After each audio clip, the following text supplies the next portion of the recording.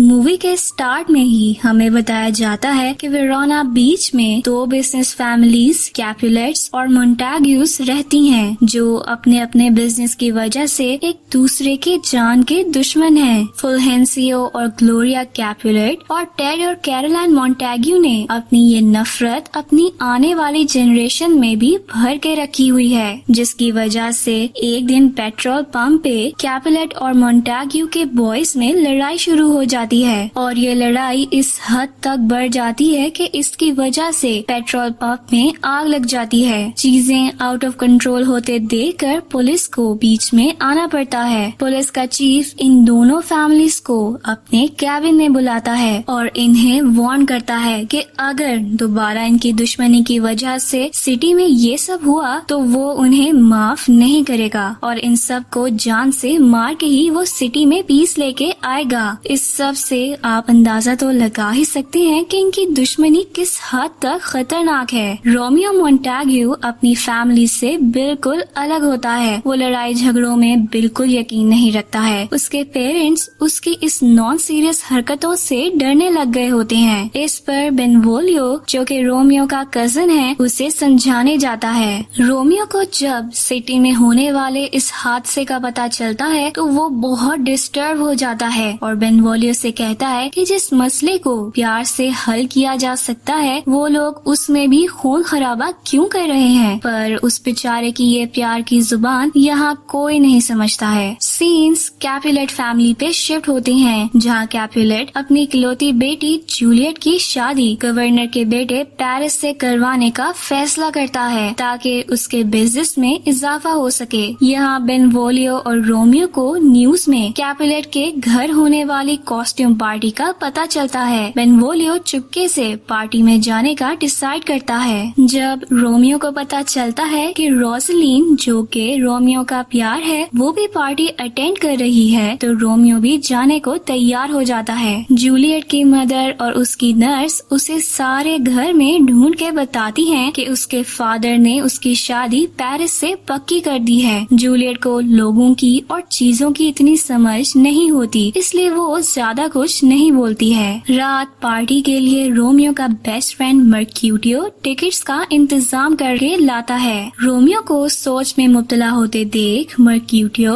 उसे एक्सटेसी देता है। एक्सटेसी एक ऐसा ड्रग है जिसकी वजह से इंसान के अंदर एनर्जी का लेवल ज्यादा हो जाता है। रोमियो उसे लेके उन सब के साथ कैपुलेट के मैंशन के अंदर घुस जाता है। एक बहुत ही जबरदस्त सी पार्टी स्टार्ट हो जाती है। तभी अचानक रोमियो को जूलियट नजर आती है और फिर वो तो बस उसको देखता ही रह जाता है, जैसे जमीन पे कोई परी आ गई हो, जैसे उसने आज से पहले इतनी हसीन लड़की देखी ही ना हो। वो मास्क के बगैर ही जूलियट को फॉलो करने लग जाता है, जिस पर जूलियट का कजन टाइबॉल्ट उसे देख लेता है। टाइबॉल्ट गुस्से में रोमियो पे अटैक करने के लिए निकलता है, पर कैपुलेट उसे रोक लेता है, ये कहते हुए कि वो पार्टी में कोई लड़ाई झगड़ा नहीं चाहता है। वो लोग पार्टी के बाद इनका इंतजाम कर लेंगे। सिर्फ रोमियो ही जूलियट की तरफ अट्रैक्ट नहीं हुआ होता। जूलियट भी रोमियो के लिए कुछ फील कर रही होती है और पेरिस के साथ डांस करते वक्त भी उसकी नजरें बस रोमियो को ही ढूंढ रही थीं। डांस के बाद रोमियो जूलियट का हाथ पकड़ता है और उससे किस करने की भी कोशिश करता है। अब जबकि जूलियट भी रोमियो के लिए कुछ ऐसा ही फील करती है तो सबकी नजरों से बचती हुई उसके साथ लिफ्ट में जाती है और दोनों किस करते हैं। ये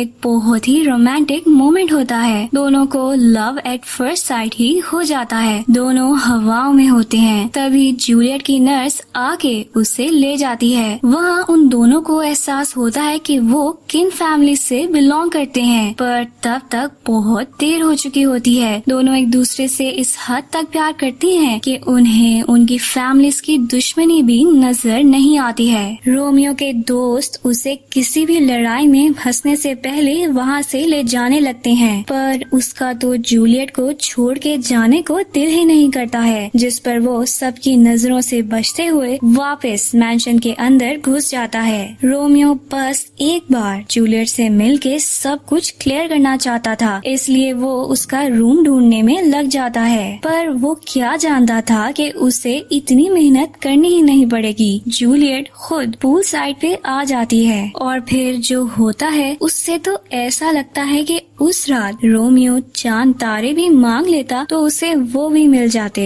जूलियट वहाँ खड़ी रोमियो की प्रेजेंस से अनजान खुद से ही रोमियो के लिए अपने प्यार का इजहार करने लग जाती है। उसे रोमियो से एक बार मिल के ही इतना प्यार हो जाता है कि अब उसे दुनिया या फैमिली किसी भी चीज की कोई परवाह नहीं है। ये सुनकर रोमियो खुशी से उसके सामने आता है और उसे बताता है कि वो उसके साथ है और उसकी भी जूलियट को लेकर कुछ ऐसी ही फीलिंग्स हैं। दोनों सिक्योरिटी गार्ड से बचते हुए पूल में छलांग लगाते हैं और वहाँ फिर से एक ब्यूटीफुल किस शेयर करते हैं, जिसके बाद जूलियट रोमियो को उसके प्यार का यकीन दिलाने को कहती है। रोमियो कहता है कि वो जूलियट के लिए कुछ भी करने को तैयार है, जिस पर जूलियट रोमियो से शादी करने को कहती है। जूलियट कहती है कि वो नेक्स्ट डे किसी को भेज के रोमियो का जवाब मांगेगी। बस इसी तरह ही वो दोनों अपने प्यार को अंजाम तक पहुंचा सकते हैं। नर्स फिर से जूलियट को ढूंढने लग जाती है, जिस पर रोमियो वहां से चला जाता है। रोमियो फादर लॉरेंस के पास जाता है। रोमियो उन्हें उसकी और जूलियट की शादी करवाने को कहता है। पहले तो फादर मना कर देते हैं, पर रोमियो उन्हें कहता है कि अगर ऐसा हुआ तो शायद दोनों फैमिलीज की दुश्मनी खत्म हो जाए। रोमियो और जूलियट का प्यार उन दोनों फैमिलीज को साथ कर दे। इस उम्मीद पे फादर उनकी शादी करवाने को मान जाते हैं। यहाँ बेनवोलियो और मर्क्यूटियो रोमियो के लिए बहुत परेशान होते हैं, क्योंकि पार्टी के बाद वो ना उससे मिले होते हैं और ना ही उन्हें पता है कि वो कहाँ है। उन्हें डर होता है कि कहीं कैपुलेट ने उसे कुछ कर ना दिया हो। तभी रोमियो वहाँ आ जाता है और वो दोनों सुकून का सांस लेते हैं। रोमियो को ऐसे खुश देखकर वो उससे वजह पूछते हैं, तो वो उन्हें बताता है कि उसके प्यार को अंजाम मिलने वाला है, पर ये नहीं बताता कि वो किससे प्यार करता है। तभी जूलियट की नर्स वहाँ रोमियो का जवाब लेने आ जाती है। रोमियो उन्हें यकीन दिलाता है कि वो जूलियट की फीलिंग्स के साथ नहीं खेल रहा है और उससे सच्चा प्यार करता है। जिसके बाद वो उन्हें बताता है कि वो फादर लॉरेंस के चर्च में कल उससे शादी भी कर लेगा। नर्स खुशी खुशी ये न्यूज लेकर जूलियट के पास जाती हैं। पहले तो उससे बहुत तंग करती हैं, फिर आखिर में उससे ये खुशखबरी सुना देती हैं। अगले दिन रोमियो और जूलियट सबकी नजरों से बच के चर्च में छुपकर शादी कर लेते हैं। इसके बाद रोमियो टाइबॉल्ट को बीच पे फैमिलीज की दुश्मनी खत्म करने के लिए बुलाता है, पर वो खुद लेट हो जाता है। टाइबॉल्ट वहाँ बेनवोलियो और मर्क्यूटियो से मिलता है। वो सब फिर आपस में बस एक दूसरे को बुरा भला कहते हैं। उतनी देर में रोमियो वहाँ पहुँच जाता है तो टाइबॉल्ट को समझाता है कि लड़ाई में कुछ नहीं रखा है, उन्हें सब भूल के दोस्ती कर लेनी चाहिए। पर टाइबॉल्ट उसकी ये बात सुनने और समझने की बजाय उस पे अटैक कर देता है। रोमियो जवाब में कुछ भी नहीं करता, बस मार ही खाता रहता है। आखिर में रोमियो इस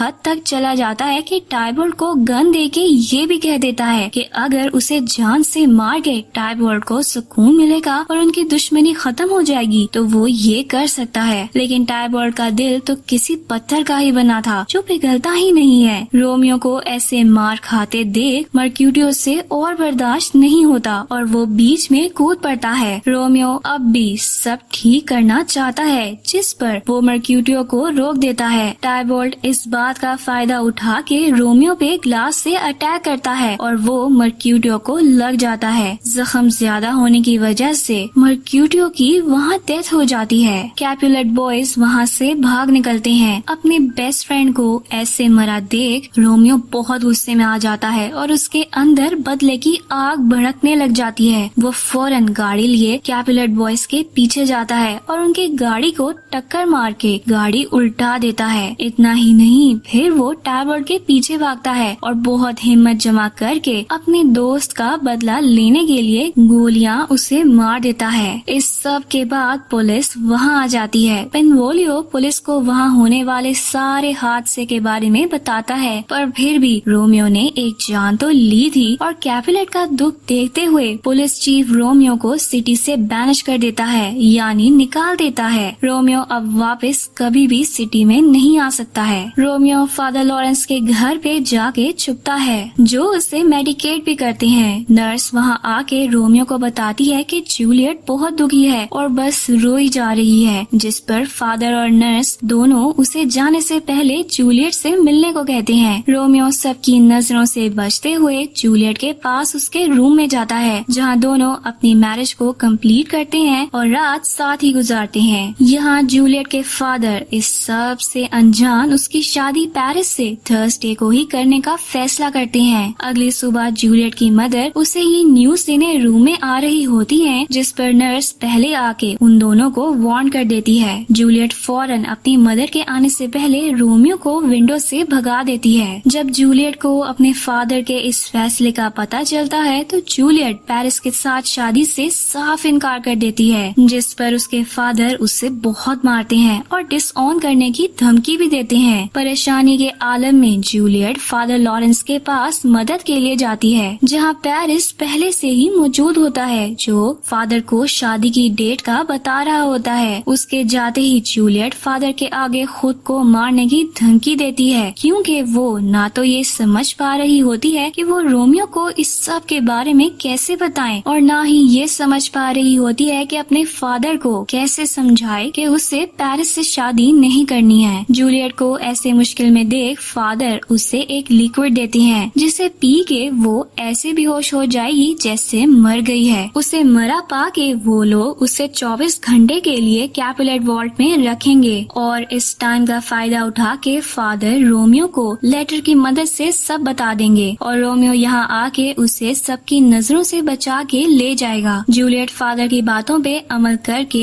ऐसा ही करती है। नेक्स्ट डे उसका फ्यूनरल रोमियो का एक दोस्त देख लेता है, जो सारी बात से अनजान रोमियो को जाके जूलियट की डेथ का बता देता है। ये सब सुन के रोमियो के पाँव के नीचे से जमीन ही निकल जाती है। वो इतना डिसहार्ट हो जाता है कि उसके अंदर भी जिंदा रहने की कोई ख्वाहिश बाकी नहीं रहती है। वो बस एक बार जूलियट को देखना चाहता है, जिसके लिए वो फौरन सिटी से निकलता है। यहाँ हम पे रिवील होता है कि फादर का भेजा हुआ लेटर रोमियो तक पहुँचा ही नहीं है। रोमियो पुलिस की नजरों से बचता हुआ एक आदमी के पास जाता है, जिससे वो जहर लेता है। इसके बाद भागता हुआ पुलिस की गाड़ियों से बचते चर्च पहुंचता है, जहां एक आदमी को टारगेट बना के पुलिस से फिर बच जाता है और चर्च में एंटर कर जाता है। वहां वो जूलियट को मरा पा के जहर खा लेता है। उसके जहर खाते ही जूलियट होश में आ जाती है, पर तब तक बहुत देर हो चुकी होती है। रोमियो पे जहर का असर हो जाता है और वो वहीं जूलियट की बाहों में मर जाता है। जूलियट से ये बर्दाश्त नहीं होता और ना ही रोमियो के बगैर उसकी कोई जिंदगी है, इसलिए वो रोमियो के हाथ से गन लेके खुद को शूट कर लेती है और वो दोनों वहीं चर्च में एक दूसरे की बाहों में प्यार की एक मिसाल कायम करते इस दुनिया से रुखसत हो जाते हैं। लास्ट सीन्स में चीफ पुलिस दोनों फैमिलीज के पास आके उन्हें कहता है कि देख लिया उनकी दुश्मनी उन्हें कहाँ ले आई है। इस सब में उन्हें कुछ हासिल नहीं हुआ, उल्टा उन दोनों फैमिलीज ने अपनी सबसे अजीज चीज गवा दी। यही इस मूवी का